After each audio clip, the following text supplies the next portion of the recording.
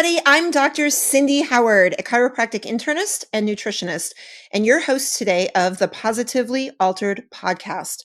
We talk about, pretty much anything and everything with absolutely no filter, raw, and just come as you are, usually with some sort of a health twist, and today is absolutely no exception. So I have one big word for everybody to think about: Metabolomics.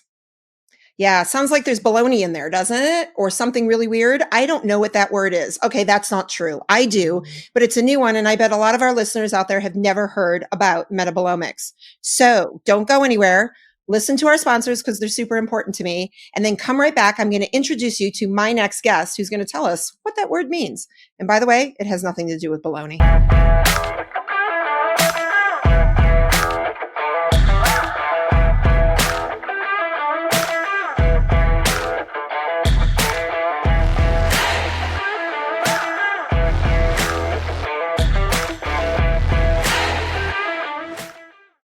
Hello, my name is Heather Lord, and I am the COO of Professional Health Products.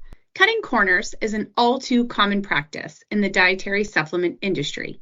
When my father founded Professional Health Products, he sourced the cleanest, most biologically active ingredients from around the globe.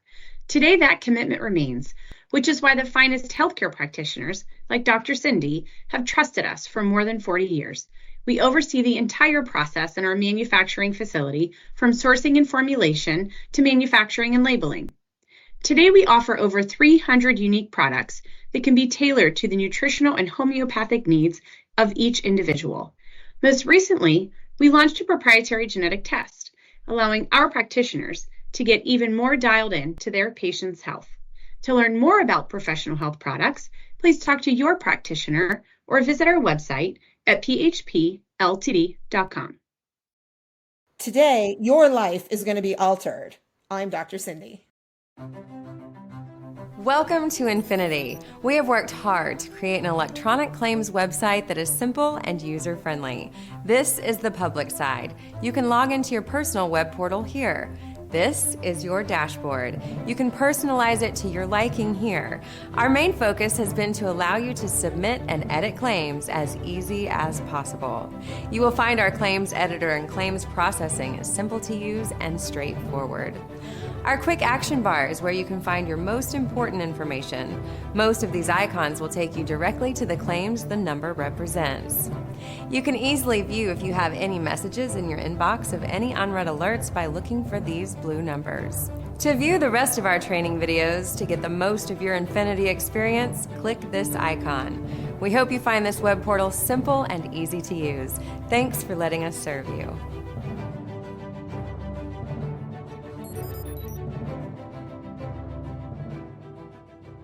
I'm Dr. Cindy. Who wouldn't want to join me for the Positively Altered podcast? Welcome back. I'm glad you didn't disappear and that you took a quick listen to our sponsors. I am super excited today to introduce you to my friend, Dr. Scott Scheer. He is the COO of Health Optimization, Medicine, and Practice. That is a mouthful. And we are going to talk about a bunch of fun things, including that big fancy word that is now becoming more and more popular in medicine. Scott, welcome. I'm so excited to have you. It's great to be here, Cindy. I don't like bologna. It's not one of my favorite types of meat, I have to tell you. I'm so glad. I do like Metabolomics, though. It's not a recommendation I usually make either. It's just, when I said that word, for whatever reason, the word bologna came to mind. And I'm like, we got to clear that up, right? We've got to give everybody a true definition of what that means. It's one of the hardest words to spell in the English language, too. Bologna, right? You never would, like when your kids are learning how to spell bologna, it's like, no, it's just don't even pretend like those letters don't exist. It's bologna. Well, see, you and I picked a good profession for that because, I have this joke that I always tell people, why the reason or what the reason is that doctors write messy? Why? We don't want you to know that we can't spell. And we get away with it, right? Because who can read our handwriting? It's absolutely atrocious. I remember those days when I was in the medical wards trying to write out notes.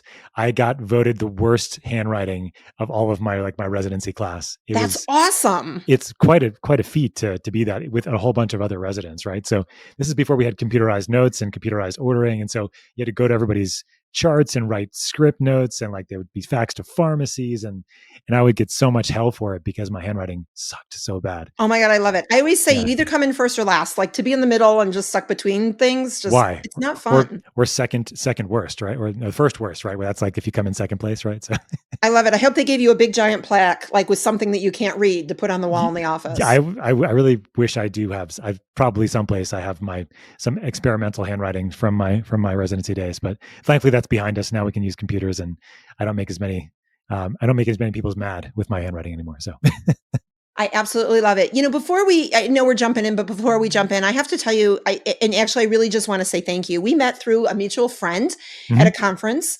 and you turned my mouth blue, and we're going to just leave it there for a moment so people stay tuned to figure out how it is you turned my mouth blue. Actually blue, not metaphorically for people listening, but no, really, like actually blue, which by the way is my least favorite color, Scott. So we're going to have to work on like a purple or orange version of this. And blue's your least favorite color. This is something we probably need to dig in for you, Cindy. Why is blue your worst favorite color? How did we turn this around to become a therapy session about me? Well, I don't know. Just I'm interested. Like, how is it blue? Out of all colors. You know what?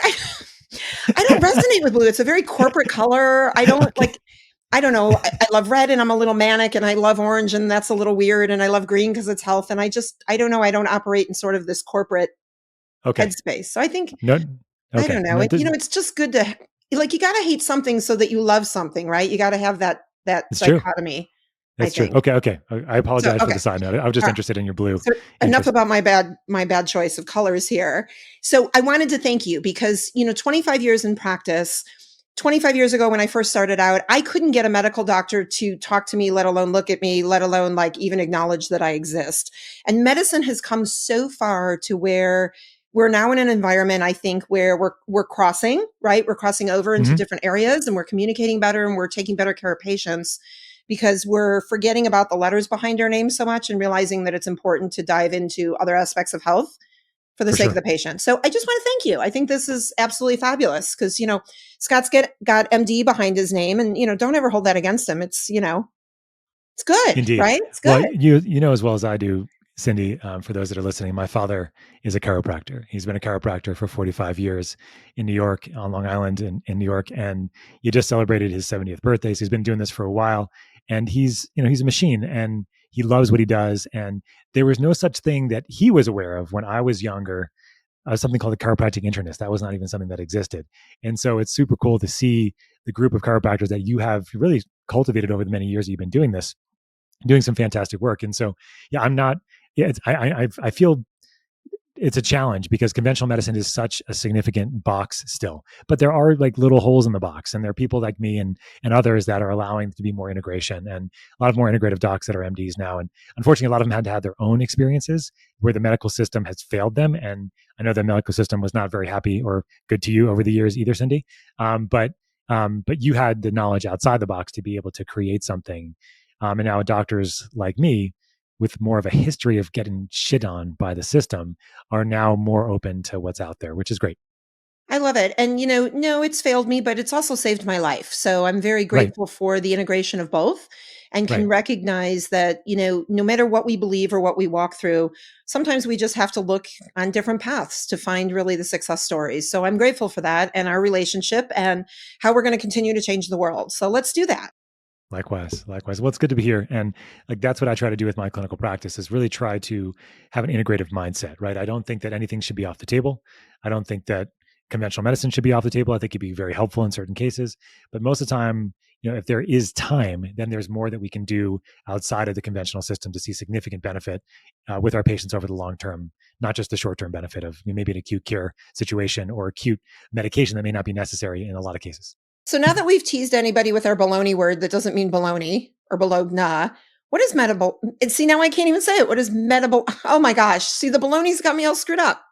Metabolomics. Tell us what that is. It's a difficult word to say. So metabolism is the word that most people know. Like, oh, my metabolism is this, my metabolism is that, right? That's what everybody kind of talks about in kind of like a lay kind of perspective, or like a regular people kind of perspective. But what metabolomics really is the study of these small molecules that are involved in the work of your cells on a day-to-day basis. And so you can think of the metabolism or metabolomics in the sense of like everybody knows their genes. Like genes are called your genome, right? So you have like these genes that don't change. They're in your genome. What changes the expression of these kinds of genes as we age, as we do things like exercise or environment and toxins. And this can be seen in your epigenetics, which is like another science of how genes express. It's also called your proteins that get transcribed from your DNA. That's called proteomics. You have actually, before that, you have this transcription of your DNA called transcriptomics. That's genomics, transcriptomics, proteomics, and then you have something called metabolomics. Okay, and so metabolomics is basically this area where you can measure what's happening in your environment at the same time as you can measure what's happening with the expression of your DNA, all in real time. And there's really no other level that we have enough data to be able to kind of integrate those particular places from inside and outside all at the same time. And metabolomics, looking at like endogenous metabolites, so things like your vitamins, minerals, and nutrients, and that's happening in your mitochondria, for example. And you have things that are exogenous outside your body, like your food, your microbes, toxins, medications, environmental stimuli like light, water, magnetism. That's all coming from the outside. So in metabolomics, what you're able to do is take all of that data and integrate it together and understand how you can truly optimize somebody now and over the long term. And this is very different than looking at, there's different ways to look at it. There's different sciences of metabolomics where you can just look at like how this kind of correlates to disease and various conditions. But the way we do it at our nonprofit, Health Optimization Medicine and Practice, is looking at more from a health perspective. How can you keep the cells and the gut and the hormones? How can you keep everything healthy? How can you optimize them for healthy levels? And the way you do that is by looking at all the levels and the networks that they're in, and then optimizing them from when we were about 21 to 30 years of age. So looking at normalizing the values to that particular range, because that's when we're the most optimal for everything that everybody imagines or remembers when they were between 21 and 30. Those the most resilient. They don't need as much sleep. They can procreate very easily if they're not careful, and they can fight wars and battles. And so it's fitness function, right? So our real goal as a human species, in the really as animals, is to procreate and to live long enough to do that, right? So that's when we're most primed to be able to do that. And so if we can optimize our levels to be in that range between 21 and 30 for hormones, for vitamins, for minerals, for nutrients, like that's when we're going to be at our best. So metabolomics, in short, is kind of a real-time assessment of how your cells are doing right now. And then what we can do for them in real time, we can measure over time as we look at that testing in the future, as you progress. Okay, so I'm clearly older than 21 to 30. Emotionally, okay, it's debatable, sure. right? Okay, all right, debatable. Sure. But here's my belief system, and then my question back to you. You know, we hear commonly people just say, well, I'm getting older, and they accept certain things as they age as truth because we just age. I'm of the mindset that even though we're most optimal at 20 to 31, that doesn't mean there aren't things that we can't do to shift that at my age or 30 years older than me, we can't appear or seem to be as vital as we were in that decade if we do the right things. Do you believe that?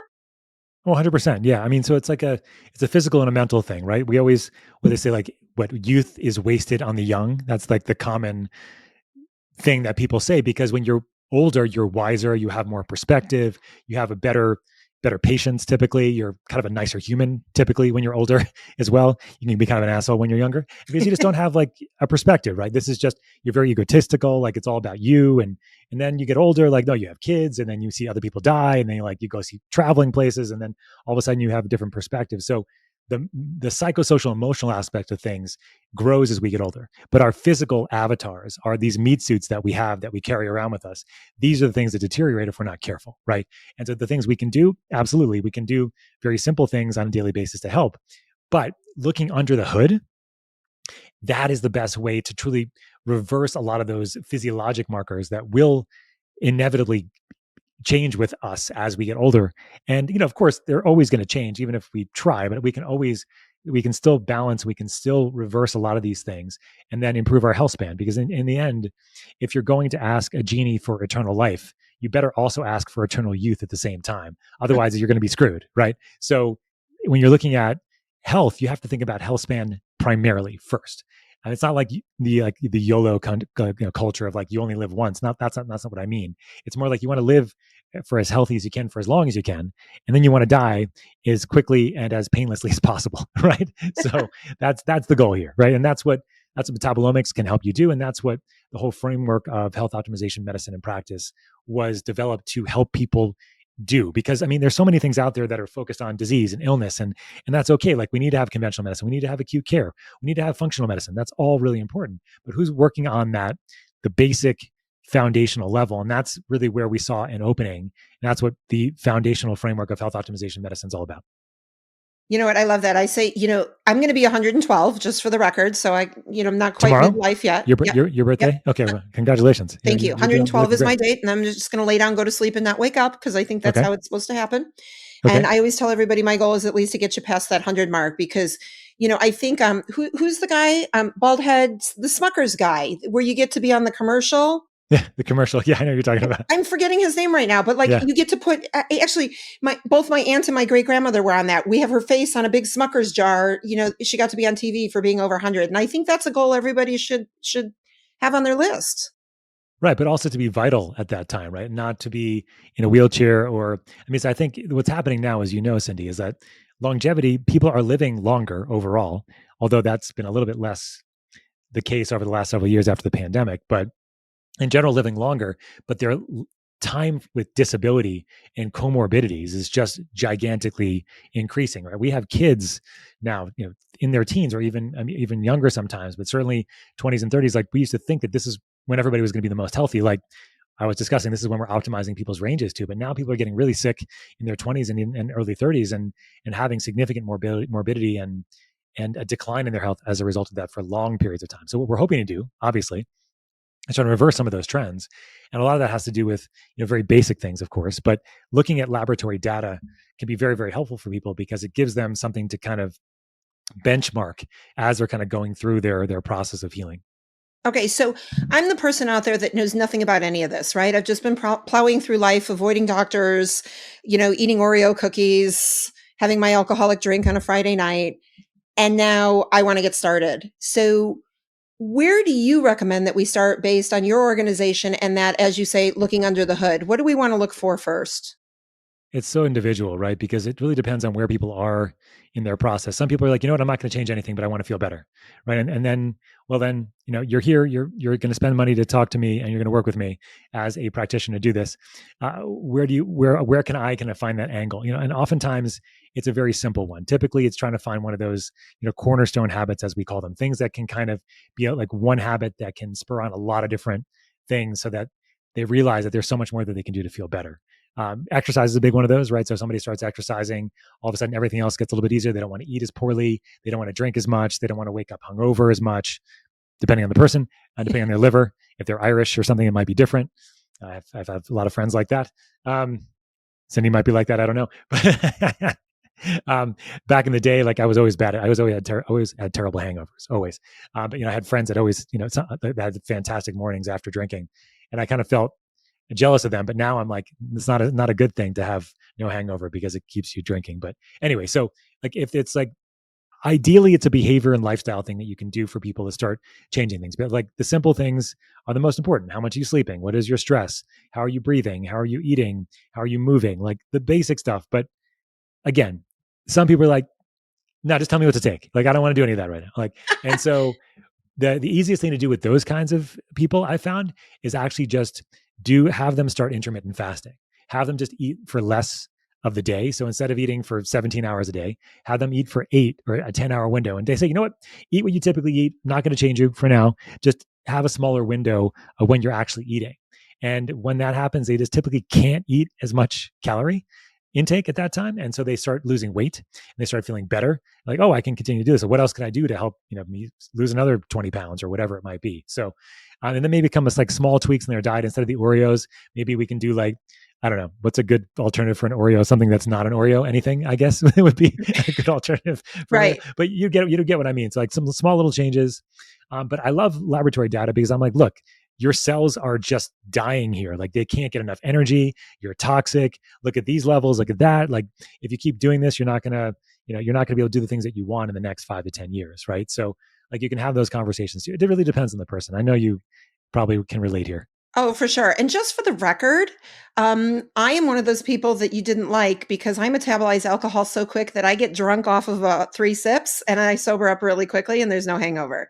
So my drinking's pretty little because when you get drunk on 3 sips, it's hard to be social and True. not be dancing Yeah. on the top of the bar, which is pretty much my thing if I have a little too much to drink. So And then like an hour later, you're completely sober. Interesting. totally. Yeah. Yeah. Wow. Absolutely. That's impressive. Yeah. That's And I have no impressive. Yeah. filter sober, so you can only imagine what it's like with a couple cocktails.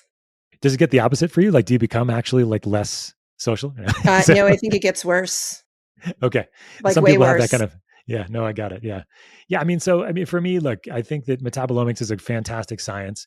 But the challenge with it all, Cindy, is that optimizing somebody and reversing their levels to when they were back to 21 and 30 years of age, it can take a lot of time. It's not something that happens overnight. And most people want to feel better like tomorrow, right? And that is not really the case for many people. It can take 6 months or a year. And then depending on how compliant they want to be or how much they're ready, to say it nicer, how much they're ready to truly engage in their health, is a big spectrum for people. So that's when, so we have our nonprofit. We actually created our for-profit company, Transcriptions, as a way to kind of help people, right now while they're on that longer path to getting themselves better and optimizing, which we know can take a while. So we need help with energy. We need help with focus. We need help with anxiety, with sleep, with stress, with our immune system. So Transcriptions was developed as a way to help our patients right now while they're on that longer path. So that's the great segue as to why my mouth was blue, right? Yes. So Yeah. let's talk the color about you don't that. like, but that's true. So people are probably going, what is she talking about? A blue mouth? Let's go there. Let's talk about methylene blue. Yeah. So the first compound that we got very interested in as a company was methylene blue. And methylene blue has been around for over 150 years. It was developed in the mid 1800s as a textile dye to dye blue jeans blue. So if you're wearing blue jeans and you were from the 1870s, you might have been having blue jeans dyed with methylene blue. But somehow they figured out that at high doses, it was a magic bullet, which means that it was, and that's what they called it, because at very high doses, it would kill pathogens in the body, but it would not harm normal cells. And it was one of the first compounds to be found to have this kind of capacity. So it was used very, very high doses as a treatment for malaria, actually. And it was the only antimicrobial around until the 1950s. And so very, very popular for urinary tract infections, for fungal infections. If you went to like a lot of the countries around the world were actually using these things called like methylene blue lollipops, basically. And they would actually paint their kids' mouths with methylene blue because it helped with viral infections too.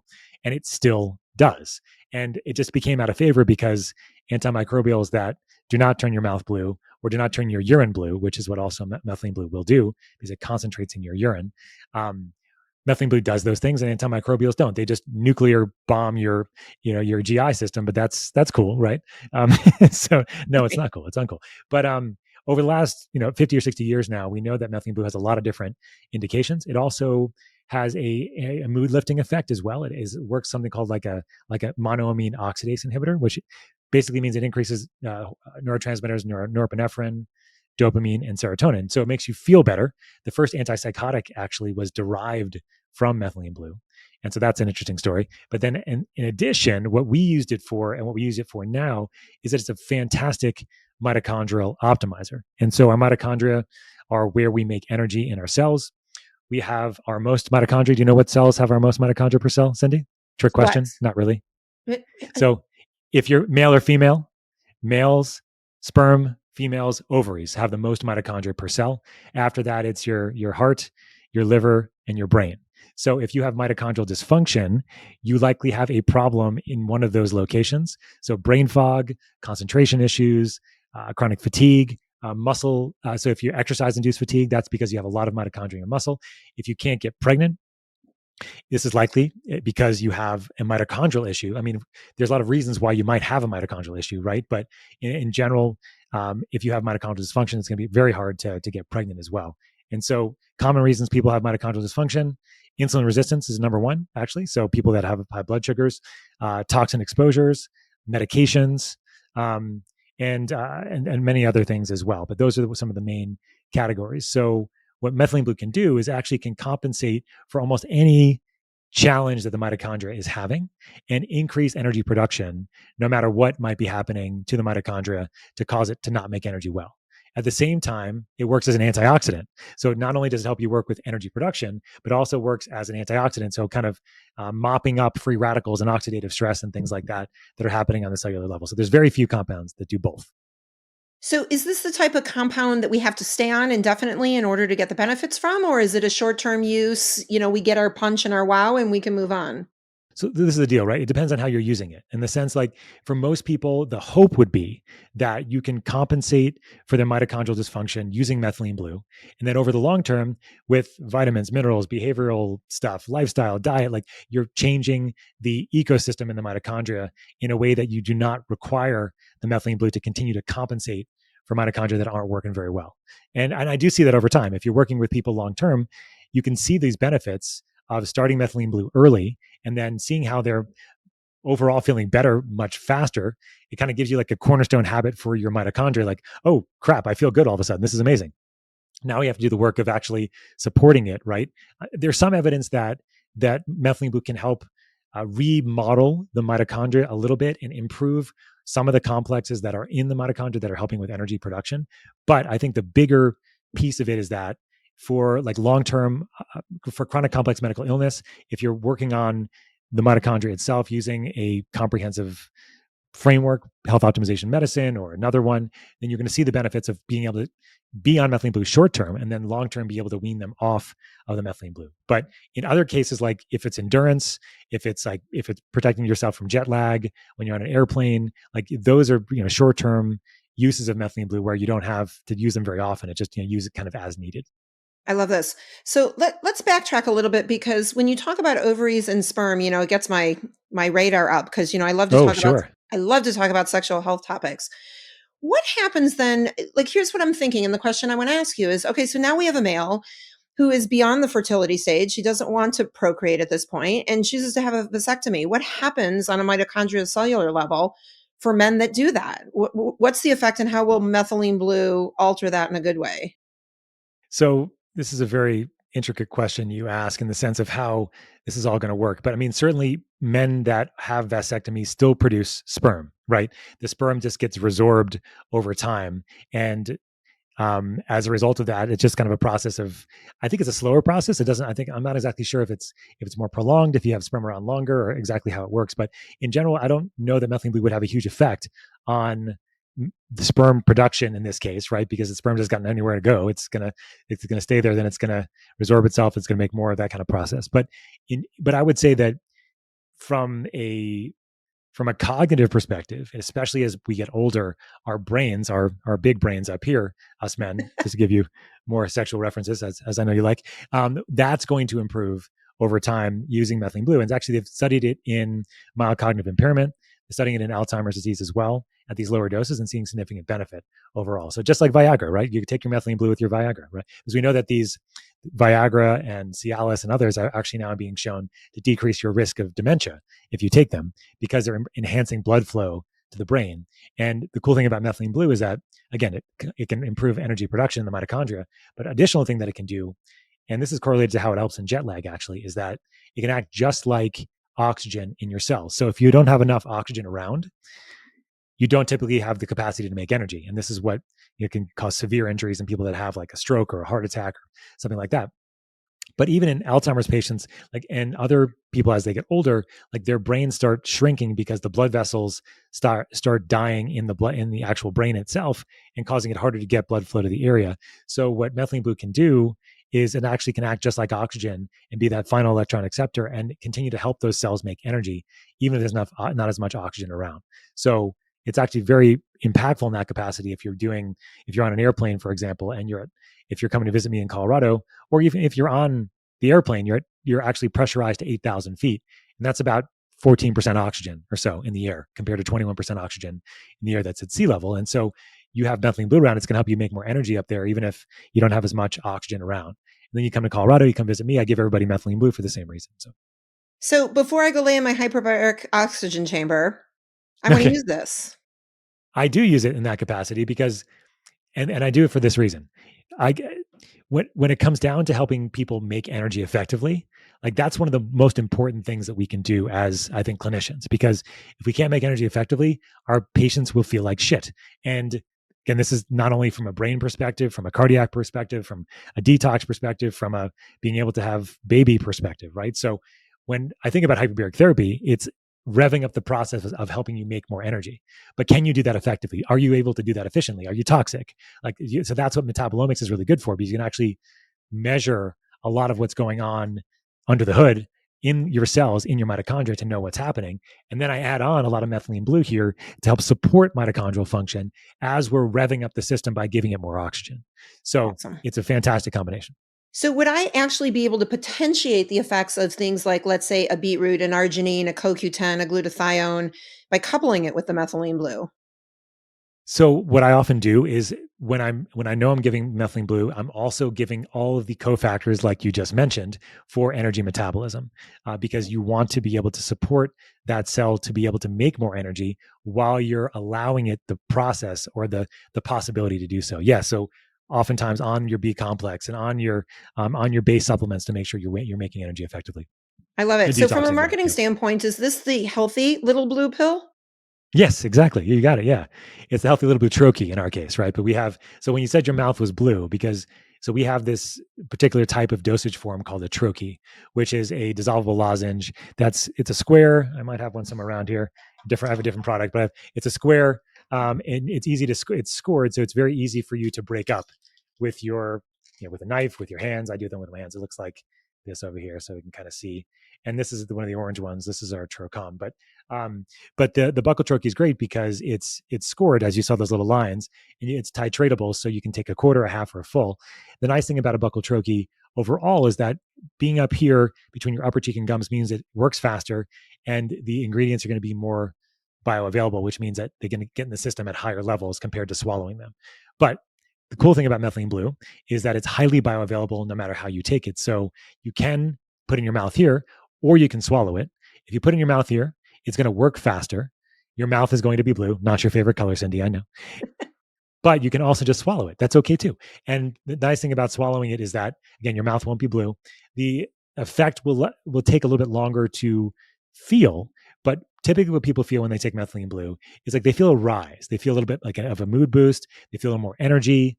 They feel just a little bit more focused, but they don't feel like they're on a stimulant typically. Like that's not the it's not stimulating. It's more just elevating is what I say. And so like you just feel you can keep going.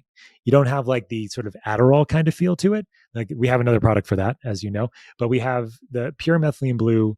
We have at 2 doses, one at a very low dose at 16 milligrams per troche, and then have one at 50 milligrams, 50. The 16s are more for mitochondrial optimization.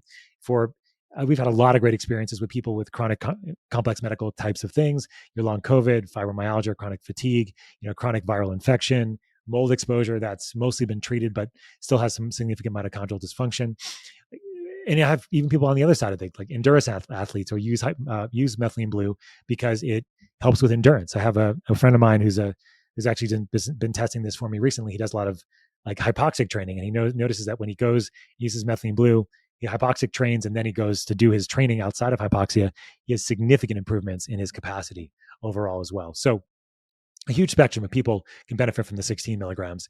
And then the 50s are more for acute mitochondrial stress, for acute infection, and things like that. So I have all my patients have the higher strength methylene blue called Tro Plus Blue in their medicine cabinets, just in case they need it. And then the methylene blue at the lower dose is more for, kind of chronic kind of daily health optimization utilization. I love it. I think, my son is now out in Fort Collins, Colorado, and he's Right. wrestling out there and he's gasping for every last breath because, he spent his whole life training at very low altitudes here in Chicago. And, he's super excited to be able to outlast all his friends now when he comes home. But like, this sounds like a perfect thing, right? To help even just with something that simple. Yeah, endurance is a big thing. I mean, especially in athletes and endurance types of sports. So I have a good example of a guy that it's called the ultra marathons. They're the 100-mile races. There's the hardest one in the country is actually here in Colorado. Not surprisingly, it's called Leadville, and it's all altitude. It goes up to about 13,000 feet, I think, just about, and it's 100 miles. And so I worked with a guy this year on race time. He improved his race time by 3 hours this year, and he used high dose. I was giving him 32 milligrams of methylene blue every 4 hours. And then I was giving him our blue carnitine, which is a combination of methylene blue with nicotine, caffeine, and CBD. This is more of our Adderall type of one. This is more stimulating. It's fantastic, about 3 to 5 hours of focus, of drive, of productivity. You probably don't need it, Cindy, but in general, but a lot of people really do benefit from like these 3 to 5 hours of just, getting it done. We all have a hard time focusing these days, of course. And so, anyways, he got 3 hours off of his time using the Methylene Blue at the higher dose, 32 milligrams of 2 of our Just Blue troches every 4 hours, and the Blue Canatine every 4 hours, a full troche as well. That has, a little bit of nicotine in it. As I did mention, people get scared about that, but nicotine is actually a fantastic cognitive enhancer. Mm-hmm. It actually decreases brain inflammation, and it makes you feel more driven to do shit. So that's good, right? But it's just bad to have a lot of nicotine, especially vaping or smoking, because it's addicting, especially with the other stuff that's in those products. Right. And sometimes it's the delivery system, right? So when we have a better delivery system, we can use it as a benefit versus a negative. Exactly. Yeah. And that's why we're using nicotine now in a lot in long COVID patients as well. So we're seeing a lot of long COVID patients that are benefiting from nicotine. We've actually had people that have taken our Blue Canatine and they've gotten their smell back after 2 years of not having any smell. I mean, really smell and cool taste stuff like that. Right? Yeah. Like both of those. Yeah. For nicotine seems to be a very good stimulus to help get those things back. So if you've had COVID or long COVID and you're still having issues with taste or with smell, nicotine might be something that you could try. I would suggest with a practitioner, of course, but I have a lot of practitioner friends that are using nicotine patches in these kinds of patients with benefit. So now that everybody's thinking I've got to turn my mouth blue in order to feel amazing, you can swallow. It's okay. It is okay. I'm encouraging them to, but I want to make sure because as we always see, there's all these great recommendations. Are there any contraindications though, or concerns that people need to be aware of? Yeah. So with Methylene Blue, if you're pregnant or breastfeeding, like every other drug on the planet, like don't take Methylene Blue because the studies are kind of terrible. Actually, we don't actually. Anyway, they're not greatly done, but at this point, we can say you should take it if you're pregnant or breastfeeding. Okay. The other relative thing to be careful of is that because Methylene Blue increases some neurotransmitters like norepinephrine, dopamine, and serotonin, you have to be mindful if your patients are on drugs that prevent the reuptake of those particular types of neurotransmitters. So if you're on SSRIs or SNRIs, for example. Now, as long as you're not using IV Methylene Blue, it's really going to be okay. But I would suggest if you're on an SSRI or SNRI, you work with a practitioner if you want to try Methylene Blue. But I have integrative psychiatrists that are using Methylene Blue as a way to wean their patients off things like SSRIs, because now I think we all know that the studies have now been very obvious that depression is not a serotonin deficiency, right? Serotonin is definitely not, is not involved in depression in that case. So if you're taking SSRIs or SNRIs, make sure you're working with a practitioner if you're using Methylene Blue. But but what I can tell you also is that we have integrative psychiatrists that are weaning their patients off of off their SSRIs using Methylene Blue, because we now know that, obviously that the studies have been pretty clear that serotonin is not the cause of depression, like low serotonin levels, right? Because they've done these studies. So you don't have a serotonin deficiency if you have depression. You have depression, that's for sure. But and there's other things you can do about it.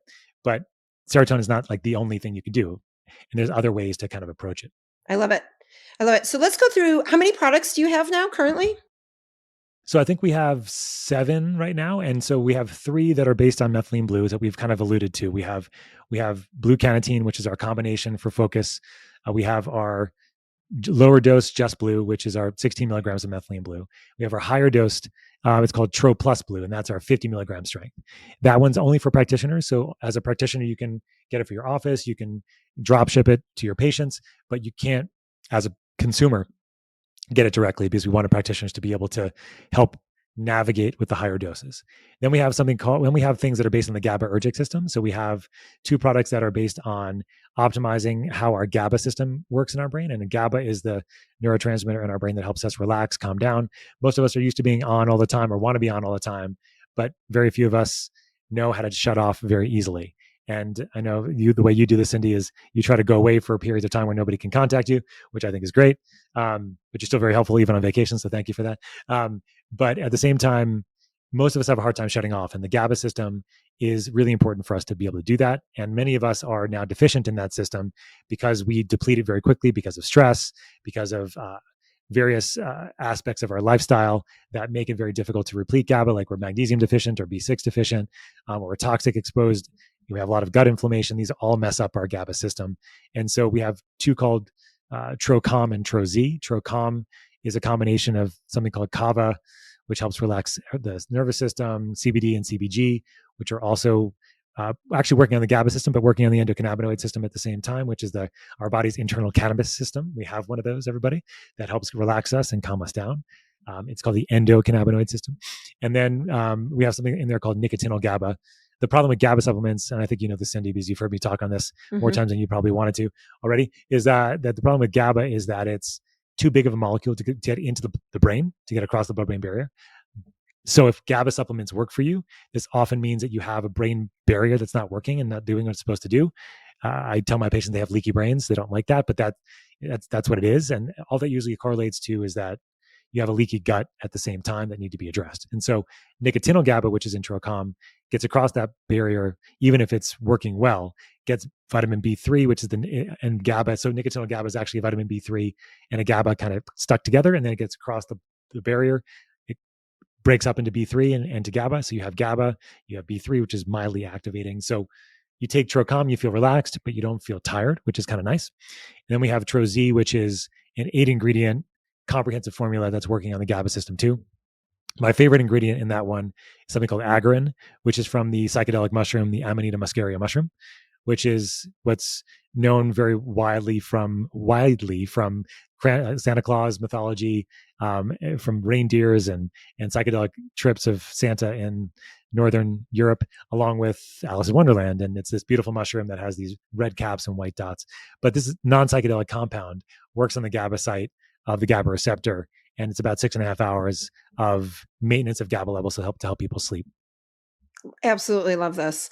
So really fun, really exciting. We're using it in practice. We're seeing you all over the place. And at the end, if you stay tuned, we're going to find out how people can actually get a hold of the product. So we're got to give you a little teaser to hang on. Scott, I want to change gears just for 1 second, because some of my background is about overcoming adversity and sharing stories and Sure. inspiring other people to be able to do that too. And I know, you mentioned before we started the program today that you've actually had an experience where you had to explore yourself a little bit, right? Due to a failed business venture, I believe. Would you be willing to share a little bit? I'd love to talk about that. Yeah. I mean, look, failure is an extremely amazing opportunity for all of us. And it doesn't always feel like that when it's happening, that's for sure. But for me, I think in my evolution of trying to find out what kind of doctor I wanted to be and what kind of businesses that I wanted to run, I was a medical director of a hyperbaric facility in the Bay Area that all of a sudden decided it could no longer operate because it didn't have enough money. And I had no control of this. It wasn't my facility. I was just running it as a medical director. And I had this whole plan of what I was going to do and how big I was going to grow it and all that stuff I was going to, I could see the path, right? Then the whole thing just kind of crashed down and I was like, what the hell am I going to do now? Right.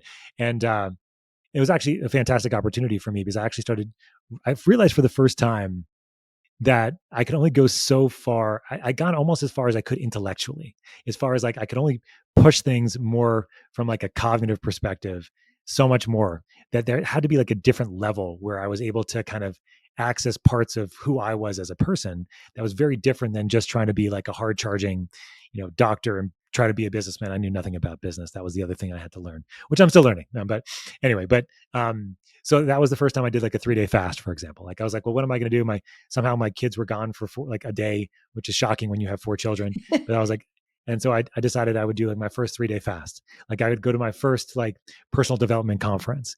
And then after all these things happened, I was like, oh, there's like this huge world of things that I didn't realize that I really felt aligned with, that was very different, right? So hyperbaric medicine is still a big part of what I do, but it became just a part of what I did in a more of like a holistic, integrative way, starting work with this nonprofit that we mentioned earlier, Health Optimization Medicine Practice, getting involved with that organization and the people involved in that organization, and then growing into its own for-profit business, the transcriptions business, but still having my own clinical practice and still working with patients in an integrative way and having my own, work on the hyperbaric side too. So I do it all, in some ways now, but it's become, if that all didn't happen, I was supposed to be the medical director actually of a facility in LA at the same time, and do their like IVs and all this stuff. And like, thank God that didn't work out. I would never have wanted to work with that guy. It would have been terrible.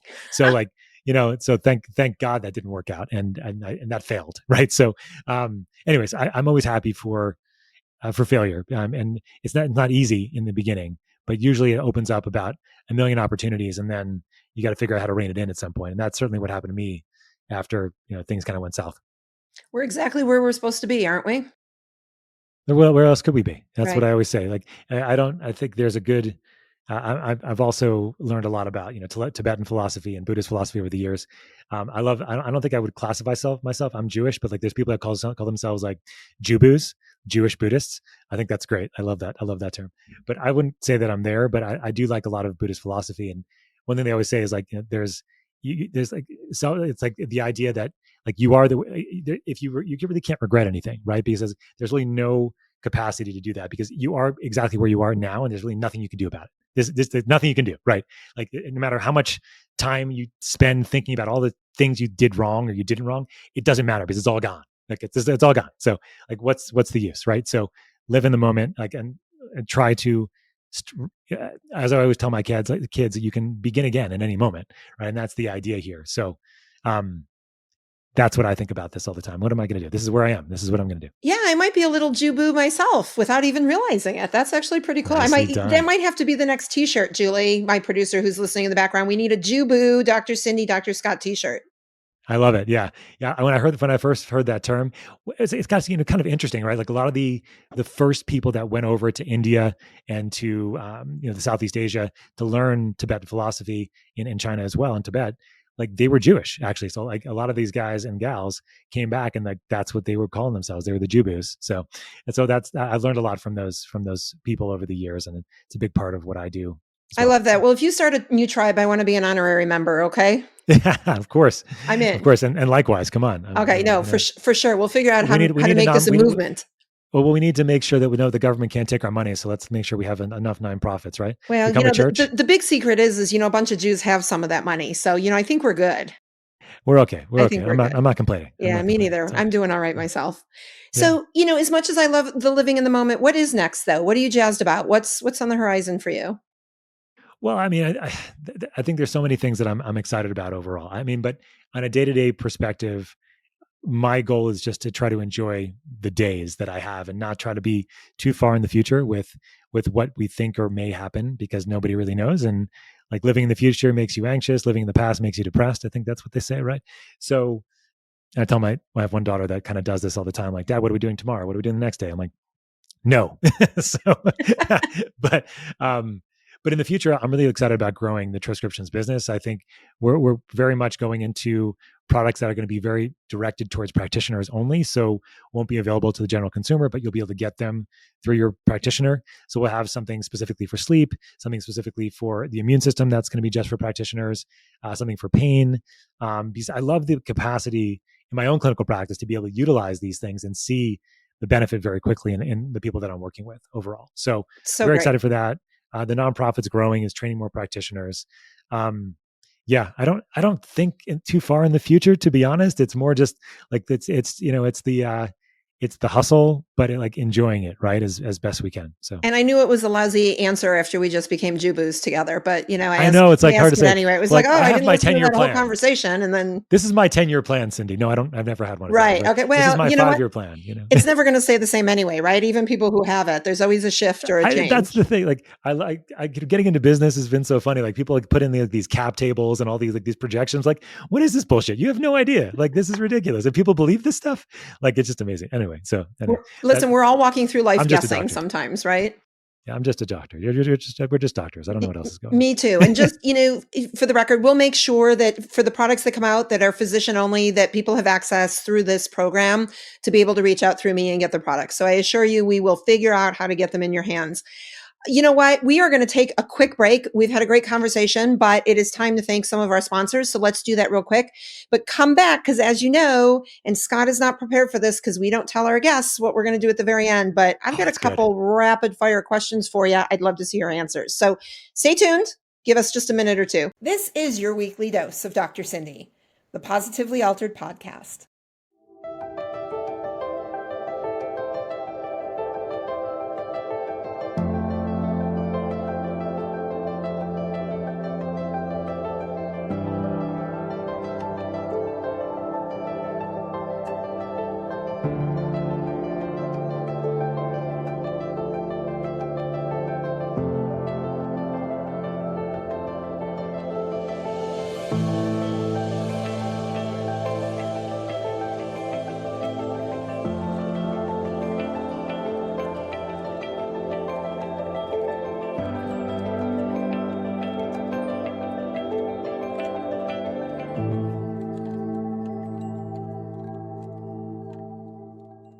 stop.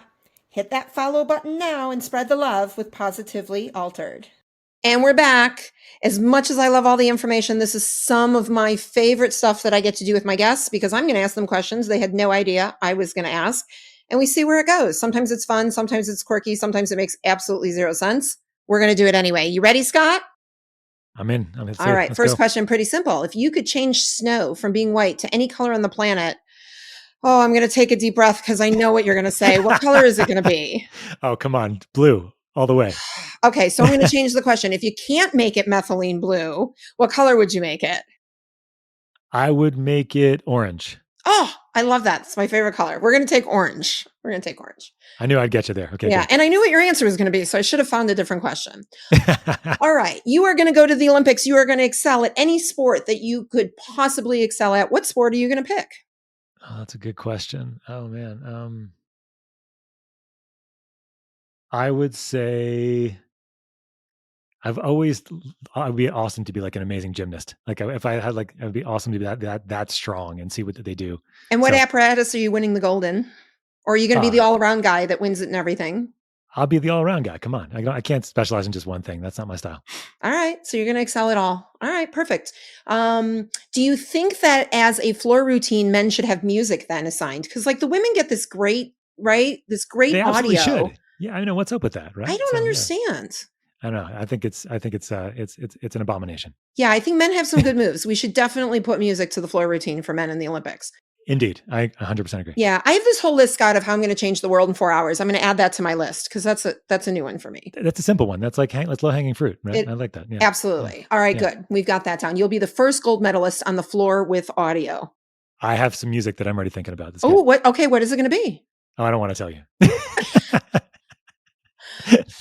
The first thing that comes to mind, of course, is that I have 4 children, 3 of which are women or girls, and there's tons of Taylor Swift. So like 3 Taylor Swift songs came to my head right away. But that might give the wrong impression. I don't know. Maybe it's perfect. I don't know. Actually, I have to tell you something. I love Taylor Swift, and I know there's people out there just cringing when I say that, but I started taking my daughter, I have one daughter, I started taking her to Taylor Swift concerts. I think she was like, I don't know, 6 or 8 or whatever, who knows, whatever age she was. Yeah. And it was like, her music is just awesome and her shows are tasteful and they're not inappropriate for young girls, and like her or hate her, from a music standpoint. I mean, she's an amazing human being that's doing amazing things in the world of music. So she's an impressive singer, business lady, the whole thing. So right. So no negative thoughts here because you went with Taylor Swift. Okay, there you go. I mean, I typically wake up in the morning with at least 1 to 3 Taylor songs in my head because of my children. So these are kind of mashed up together at the same time. So. It's all good. You know what? Since I've written my book, I've actually said out loud in the universe, because I do believe things come true when you try to manifest them. She doesn't know this yet, but I want Taylor Swift to read the book and be so inspired that she actually writes a song about my life.